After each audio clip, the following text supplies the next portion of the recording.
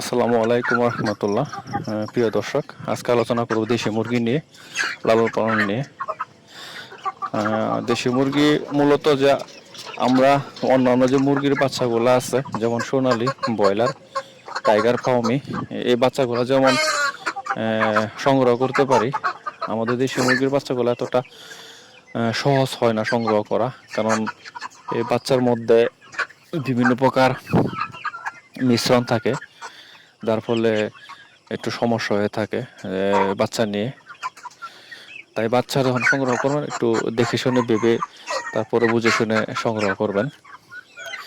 আর দেশি মুরগি মূলত এটা বন্দি আকারে বদ্ধ করে পালন করাটা আমি মনে করি যে তেমন লাভজনক হবে না।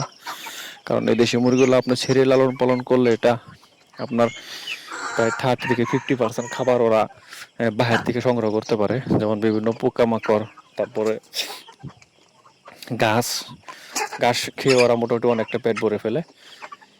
এতে আপনার যে খাবারটা আছে অনেকটাই ওরা বাঁচিয়ে দেয়। সেক্ষেত্রে আপনারা মূলত বন্দিভাবে এই দেশি মুরগি লালন পালন না করে খোলা জায়গার মধ্যে একটু নেট দিয়ে বেড়া আকারে দিয়ে তারপর আপনারা এটা পালন করতে পারেন। এটা আমি মনে করি লাভজনক হবে, আশা করি। আর যেটা বলতে চাচ্ছি এটা হলো যে দেশি মুরগি শুধু যে ব্রয়লারের যে ফিডগুলো আছে সেগুলো খাওয়াই আপনি, আমি মনে করি না যে লাভবান হবেন। আমি সঠিক বলতে পারতেছি না, তারপর আমার ধারণা থেকে আমি বলতেছি যে এটা লাভবান হবেন না। কারণ এখন ফিডের যে দাম তা প্রতি কেজিতে প্রায় 70 থেকে 75 টাকা। আর দেশি মুরগি জানেনই এতটা বৃদ্ধি পায় না ব্রয়লার মুরগির মতো, টাইগার মুরগির মতো, সোনালী মুরগির মতো। সেজন্য এটা শুধু ফিড খেয়ে লালন পালন করাটা লাভজনক হবে বলে আমি মনে করি না। তাই আপনারা যেটা করতে পারেন তা হলো যে ধান আছে, ভুসি আছে, তারপরে কুড়ো আছে, এগুলা দুই বেলা খাওয়ালেন। এক বেলা আপনারা এই ফিডটা খাওয়ালেন, তাহলে আমি মনে করি আপনার যে খাবারের খরচটা আছে এটা 50% বেঁচে যাবে।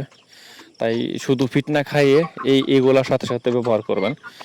এই ধান, কুড়ো আর ভুসি এগুলা দিয়ে দিবেন মিশ্রণভাবে, তাহলে আপনার খরচটা অনেকটা বেঁচে যাবে। আর দেশি মুরগি মূলত যে ওজনটা এটা তাদের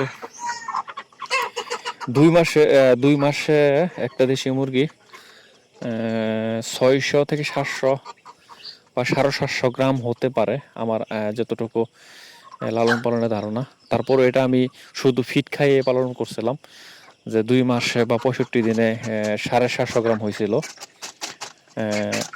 এখন অন্য কিছু খাইয়ে কতটুকু আসলে সঠিক আমি বলতে পারতেছি না। তাও আপনাদের অনুযায়ী বলতে পারি যে যদি শুধু ফিড খাওয়ান সেক্ষেত্রে আপনাদের 65 দিন, 60 থেকে 65 দিনে 700 গ্রাম, 750 গ্রাম ওয়েট আসবে।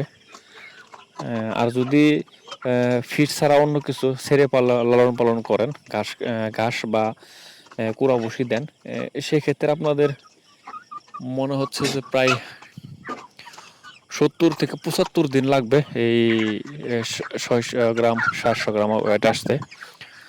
আর যদি 1 কেজির জন্য বলেন, সেক্ষেত্রে আপনারা যদি শুধু ফিড খাওয়ান, আমার মনে হচ্ছে যে 80 থেকে 90 দিনের ভিতরেই আপনাদের 1 কেজি ওয়েট চলে আসবে। আর যদি ওই ছেড়ে লালন পালন করেন সেক্ষেত্রে আপনাদের 100 থেকে 110 দিন লাগতে পারে 1 কেজি ওজন আসতে। আর এটাই আমি করে ভালো মনে করি, কারণ ছেড়ে লালন পালন করলে বলছি আগেই যে আপনারা 50% খাবার খরচ কমে যাবে, কারণ ওরা পোকামাকড় অনেক খায়, তো ঘাস খায়, অনেকটা খাবার কমে যাবে। একটু সময় বেশি লাগলে আপনার লাভবান বেশি হবেন। আর রোগ জীবাণু তো আমার জানা মতে দেশি মুরগির তেমন হয় না। যদি ছেড়ে লালন পালন করেন সেক্ষেত্রে কৃমির ডোজটা করতে হবে। আর যদি ঠান্ডা লাগে সেক্ষেত্রে ঠান্ডার একটু ওষুধ খাওয়াবেন, এতে তেমন সমস্যা হয় না যদি বড় ধরনের কোনো রোগের সম্মুখীন না হন। আর সেটা তো আসলে বলা যাচ্ছে না কখন চলে আসে। আর এমন সমস্যা খুব কমই হয়, যেমন গাম্বুরা, রানীক্ষেত্র, এগুলো খুব কমই হয় এই এই 3 মাস, তারপরে এই 3.5 মাস 2.5 মাস এই পরিমাণ মুরগি লালন পালন করলে আপনার এই গাম্বুরা বা এই রানীক্ষেত্র এগুলা খুব কমই হয়। তারপরে ভাগ্য বলা যায় না কখন কি হয়। আর দেশি মুরগি গোলা মূলত লালন পালন যদি করেন সেক্ষেত্রে আপনারা 2.5 থেকে 3 মাস এর এর ভিতরে আপনারা চেষ্টা করবেন যাতে লালন পালন করে ছেড়ে দেওয়া যায়। আর যদি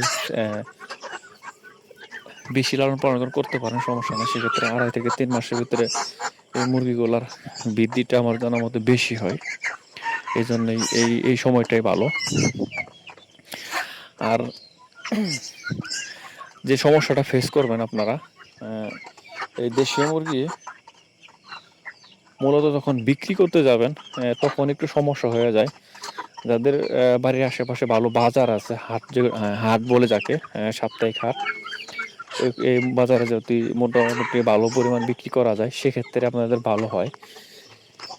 তাছাড়া যদি এই বিভিন্ন পাইকারি বিক্রেতার কাছে বিক্রি করতে চান তাহলে একটু সমস্যাই হয়ে যায়, কারণ ওনারা যখন ক্রয় করতে আসে তখন তারা বেশিরভাগই বলে থাকে যে এটা দেশি মুরগি না, এটা সোনালী মুরগি বা অন্যান্য কোনো জাতের মুরগি, পাকিস্তানি মুরগি এগুলো বলে থাকে। আর এজন্য এই দেশি মুরগিটা বিক্রি করতে একটু সমস্যা হয়, আর দামও কম দিতে চাই। আমরা মূলত এমনি যে বাজারে যে মুরগিগুলা কিনি সেগুলো মূলত খুচরা প্রায় 500 টাকা বা 500 টাকার উপরও থাকতে পারে। আর যদি আপনি এইভাবে বেচতে চান আপনি কোনো পাইকারের কাছে, ওরা হয়তো আপনাকে 400 টাকা দিতে পারে, 350 টাকা 400 টাকা দিতে পারে। যদিও এখন বর্তমানের বাজারের কথা আমি বলতে পারতেছি না, কারণ এখন বর্তমানের বাজারে কোনো নির্দিষ্ট কোনো প্রাইস নাই। এক এক সময় বলে খুচরা 400 টাকা, একবার খুচরা 500 টাকা, 550 টাকা, এটা কোনো এখন নির্ধারিত কোনো বাজার এখন নাই। এখন যেহেতু অন্তর্বর্তীকালীন সরকার, এখন নির্ধারিত বাজার নাই। যখন চাপ থাকে তখন কমায় বিক্রি করে, আবার যখন চাপ না থাকে তখন বেশি বিক্রি করে। এই জন্য বাজারে এখন কোনো নিশ্চয়তা নাই। তাই এখন বর্তমানে যে বাজারটা এটা নিয়ে আমি কিছু বলতে চাচ্ছি না। তারপর দেশি মুরগিগুলা বাজারজাত করতে গেলে কিছুটা সমস্যা হয়ে থাকে। এটাই সমস্যা যে আপনি যখন বিক্রি করতে যাবেন তখন পাইকারা বলবে এটা পাকিস্তানি মুরগি, তাছাড়া বলবে যে এটা সোনালী মুরগি, এগুলো বলে আপনাকে বিব্রত করবে। তারপর যখন আপনার বাজারটা মোটামুটি পরিচিত হয়ে যাবে, বিভিন্ন জায়গার পাইকারদের সাথে পরিচিত লাভ করবেন, তখন এই সমস্যাটা ফেস করতে হয় না। কারণ তখন আপনার পরিচিত থাকে, তখন ওরাদের কাছ থেকে মোটামুটি ভালোভাবে বিক্রি করতে পারবেন, তাই এই সমস্যাটা ফেস করতে হয়। যাই হোক, অনেক কথা বললাম। এখন আমি যেটা বলি সেটা হলো যে আপনারা যদি দেশি মুরগি বেশি আকারে লালন পালন করতে চান তাহলে অবশ্যই সেরে লালন পালন করবেন। এই সেরে লালন পালন করে ঘাস, পাতা টাতা, পোকামাকড় বা পাশাপাশি দান দিলেন, তারপর অন্য অন্য খাবার আছে এগুলো খাওয়াতে পারেন। এগুলোর পাশাপাশি আপনি দেখা গেল একবেলা ফিড দিলেন, তা আপনি আপনার মুরগিটা আশা করি যে এই ফিডের কিছুটা ইফেক্ট পড়বে, একটু তাড়াতাড়ি বৃদ্ধি হবে। আর এই নিয়ে বেশি কিছু বলতে যাচ্ছে না, আশা করি আপনারা যতটুকু বুঝার বুঝে নিয়েছেন। এখন আপনাদের উপর ডিপেন্ড করে আপনারা কিভাবে মুরগি লালন পালন করবেন। আশা করি ফুল ভিডিওটা দেখলে কিছু না কিছু বুঝার আছে বা কিছু না কিছু জানতে পারবেন। যদিও আমি আপনাদের ক্লিয়ার কতটুকু করতে পারছি আমি জানি না, তবে আমার ধারণাগুলো আপনাদের সাথে শেয়ার করলাম। ভালো থাকবেন। আসসালামু আলাইকুম ওয়া রাহমাতুল্লাহ।